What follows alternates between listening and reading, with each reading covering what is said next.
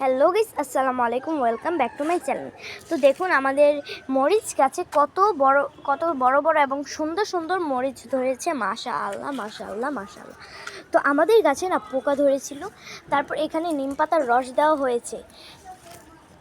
তারপর এখানে নিম গাছ বেঁধে দেওয়া হয়েছে যাতে এখানে পোকা আর না থাকে। দেখুন কত সুন্দর সুন্দর মরিচ, তারপরে এখানে ফুল ধরেছে। কত সুন্দর মরিচগুলো দেখুন, এক একটা মরিচের শেপ কত বড় বড়। আর ছাদ বাগানের গাছগুলো অনেক সুন্দর। আপনারা দেখছেন আমাদের ছাদ বাগানেরই সুন্দর সুন্দর মরিচ গাছগুলোকে।